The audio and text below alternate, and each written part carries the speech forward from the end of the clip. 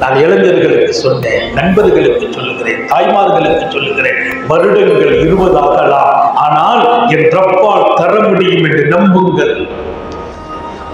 நான் படிச்ச வேலை கிடைக்கல, எனக்கு எந்த வேலையை வைத்து என் வாழ்க்கை வளமாகுமோ அந்த வேலையை கொடுத்தும் அல்லாஹ் அழகு பார்ப்பான். நிறைய பேர் ஏதோ படிச்சிருக்கிறாங்க, அவங்க பார்க்கிற வேற ஏதோ ஒரு வேலை. என் நண்பர் ஒருவர், அவர் படித்த படிப்புக்கான வேலை இல்லை, ஆனா அவர் சொல்வார், அதில் நான் படிச்ச வேலைக்கு தான் தேடினேன், அது கிடைக்கல, அது கிடைச்சிருந்தா இன்னைக்கு நான் மாசம் 1.5 லட்சம் ரூபாய் வாங்குவேன். இப்ப எனக்கு அல்லாஹ் கொடுத்தது ஒரு நாளைக்கு 1 லட்சம் ரூபாய் சம்பாதிக்கிறேன்.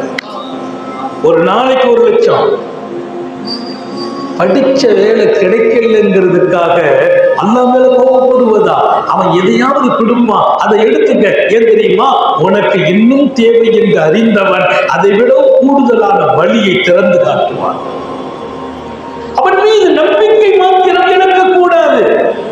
அவனையே நான் நம்பவில்லை என்றால் யாரை நம்புவது? யாரை? நண்பனையா, அன்பனையா, வீட்டையா,